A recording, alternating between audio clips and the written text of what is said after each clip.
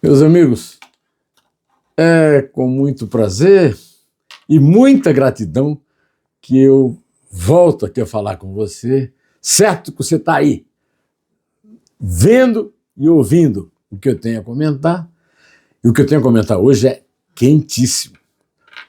A resolução do Trump de antecipar o supertarifaço de produto brasileiro nos Estados Unidos e de seus dois secretários de Estado e das Finanças, que resolveram punir Alexandre de Moraes com a Lei Magnitsky.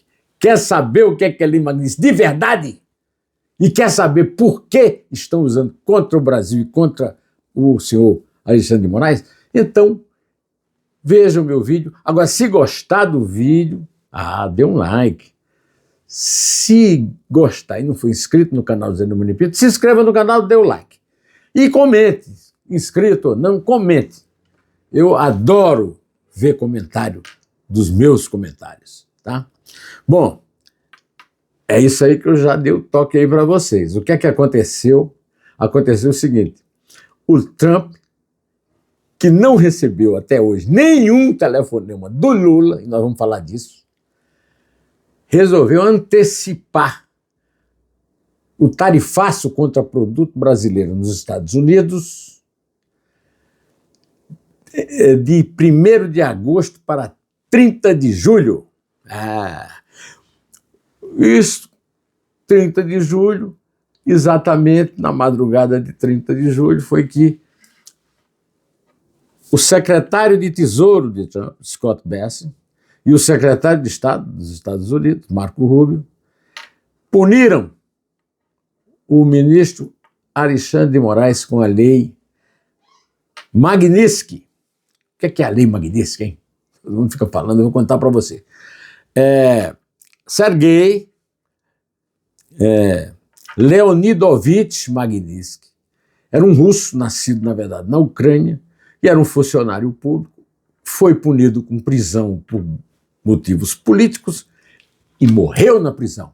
E o governo americano era exercido pelo negro democrata e liberal Barack Obama, que fez uma lei para defender as vítimas dos tiranos que censuram e que agridem oposicionistas. É isso aí. Não tem nada de poderio americano e de prestígio da família Bolsonaro. Aliás, eu quero agradecer aqui ao senador Carlos Viana, do Podemos de Minas Gerais, que no mesmo dia em que eu editei meu último vídeo, repetiu o que eu falei aqui. Eu falei aqui que a decisão de Trump sobre o Brasil, ela não tem nada a ver com a família Bolsonaro, com Eduardo Bolsonaro, com Rodrigo Constantino, muito menos com Felipe Martins. Nada disso.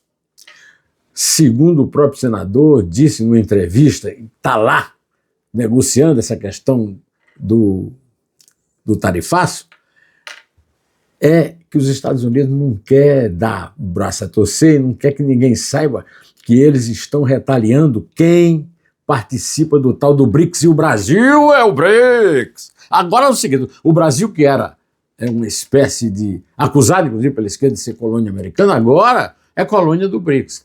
Brasil, cuja democracia está em bastante crítica, né? Porque a censura exercida pelo ministro Alexandre de Moraes e também a repressão à direita é violenta, né?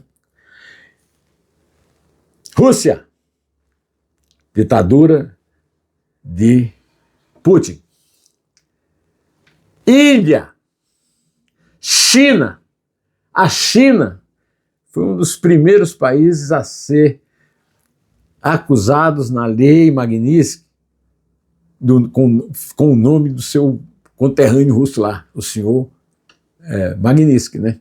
O funcionário que deu nome a essa lei protetora dos vítimas de censura e de opressão. E, por fim, a África do Sul. Por fim, porque entrou gente mais aí que o Lula colocou. O Lula colocou um cara da Etiópia no BRICS e o cara da Etiópia persegue uma tribo adversária dele na base da morte, como o Hitler fez com os judeus no Holocausto, que o Lula dá ao governo americano muita munição para defender o uso da Lei Magnitsky, porque o Lula defende o Hamas, dizendo que o Hamas está sendo vítima de genocídio por parte do Estado de Israel e denunciando Israel como genocida, porque nunca entrou um dicionário na casa de Janja e Lula. Genocídio é quando uma raça assume o poder e extermina a outra raça. Como o Hitler fez. Hitler, o grande herói do Lula nos anos 70, fez, está na entrevista que ele deu a Playboy, viu? Com os judeus nos campos de concentração nazistas. Pois bem, então, meus amigos, o que é que aconteceu? O Lula não negociou. O Lula não negociou. O Lula disse, numa entrevista que ele deu ao New York Times, que ele mandou o vice dele e o Trump não atendeu. O vice? Será que a CIA, o FBI, essa gente é tão mal informada que não sabe que o senhor Geraldo Alckmin é zero à esquerda no governo Lula, não anda nada. Nem é apenas uma expectativa de poder. O que é que o Geraldo Alckmin, que autoridade o Geraldo Alckmin tem para negociar qualquer coisa com o presidente dos Estados Unidos? Mas também foi o ministro da Economia, Fernando Haddad. Fernando Haddad é desmoralizado diariamente pelo próprio Lula. E aí o Lula manda para conversar com o Trump, aí quer que o Trump receba, né? E o ministro também,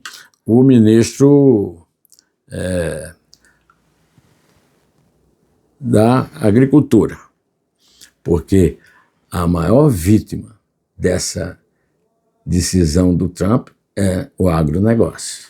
E aí o Lula manda. Pois é. Então, meus amigos, o que acontece é o seguinte.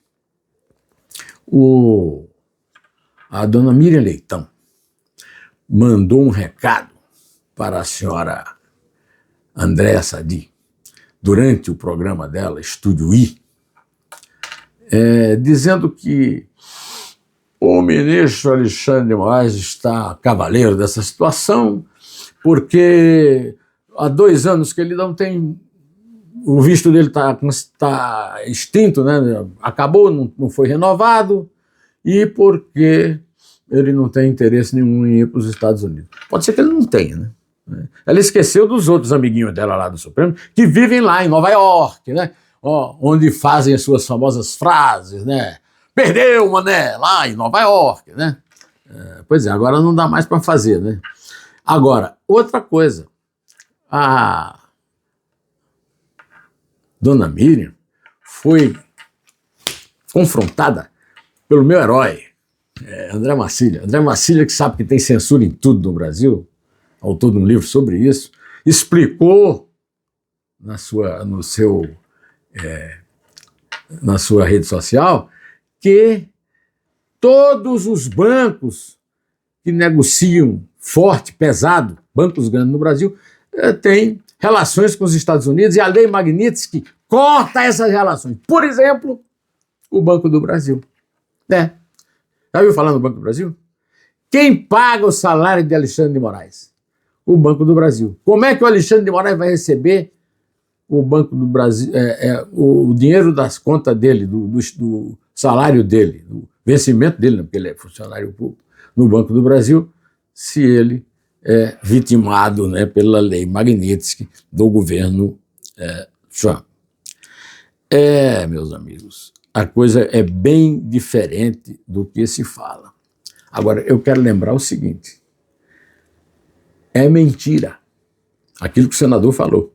Eu vou repetir o que o senador falou, né? É mentira que tenha sido qualquer gestão da família Bolsonaro para levar Trump a essa posição, a essa postura. É o BRICS. E outra coisa, alguém aqui vai duvidar que o Alexandre de Moraes tem culpa nesse cartório? Hein?